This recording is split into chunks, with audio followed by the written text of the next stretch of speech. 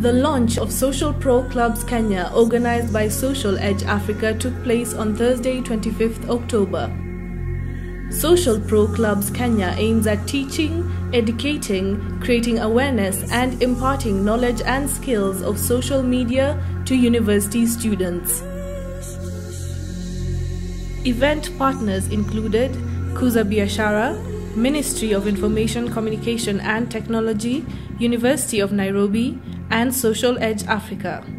Guest speakers included Dr. Bitange Ndemo, PS, Ministry of Information and Communications, Cynthia Nyamai, MD, Cynthia Nyamai Communications, Joan Mbugua, Partnerships and Alliances Manager at Kuza Waithera Nganga, CEO, Marketing Society of Kenya, Marian Wanjiku, Social Media Manager, Safaricom. Dr. Bitange Ndemo. Bill Gates was 18 when he started what he started. Steve Jobs, they were playing, high school kids were playing to make a computer. This is the only opportunity you have to think straight, and come up with something. And opportunities lie where I'm actually telling you. If you look at M-Pesa and say that has been sorted out, where else do we have problems? And how can we solve those problems?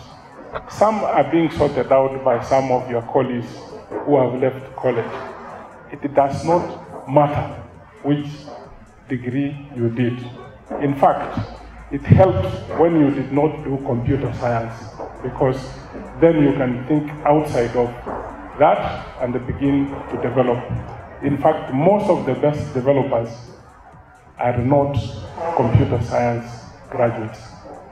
And this is a challenge to you, that even if you are not in that field, you can still solve the problem if you bring a few people together and do what we call the analytics. You analyze the problem, bring all the facets of the problem, ask someone to put them in the computer language, you play around with it, and you begin to market the product. I am actually available at short notice. If you come up with an idea and want to know how to monetize that idea, I can spend time with you, even up to night, and we see that it works. Cynthia Nyamai. One thing I like about new media is that you're able to interact. As I'm talking to people, like for example, if there's a new product, I'm able to just talk about it on Twitter.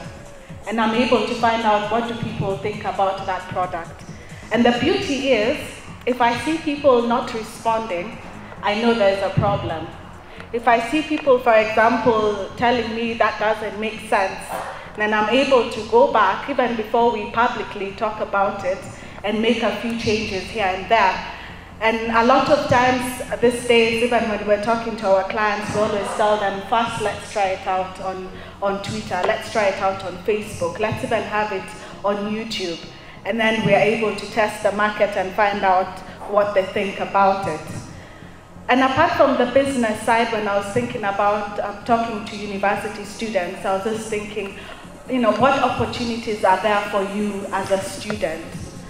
And the beauty of new media is nobody really owns it. It's space for business people like us. It's space for students like you.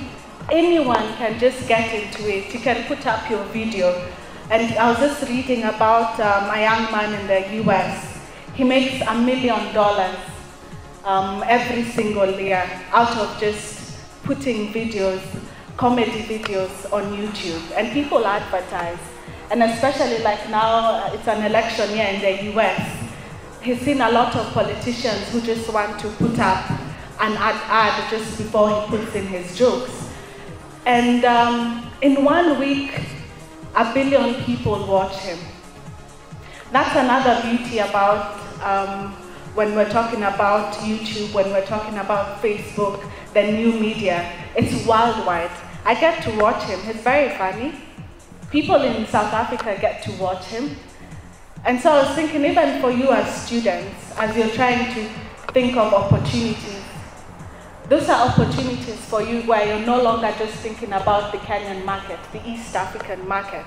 You have the whole world right in front of you. For young people, here's an opportunity. Here are people who don't understand what Twitter and Facebook is about. There's another opportunity for you. You just make a proposal, ask them, do you know how to use Twitter? Let me show you. And the beauty is a lot of times when people don't understand technology, you can even overprice it.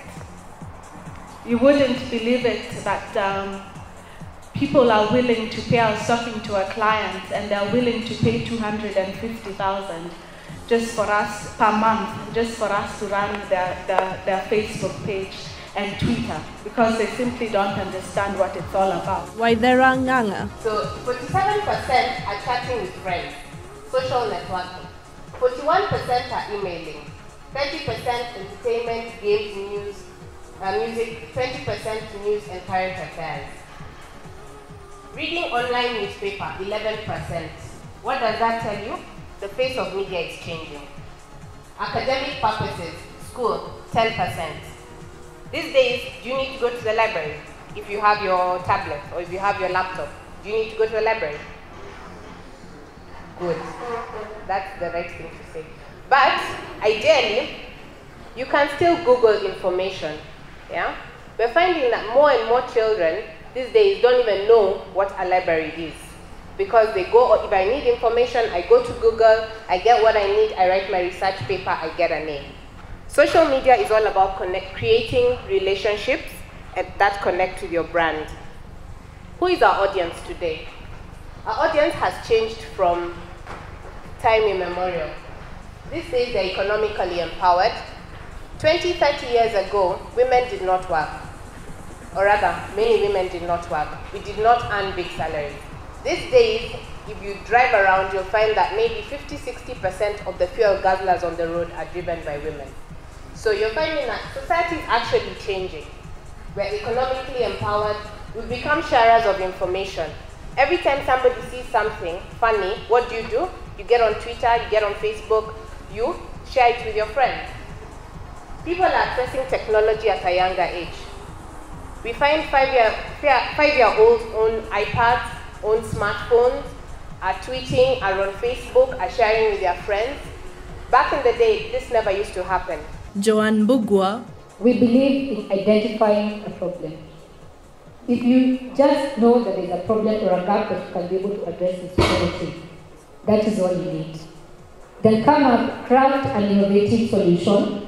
If you feel called to address that particular solution, that particular problem, craft a solution. Then something else that is lacking in business, especially in Kenya, is about our attitude.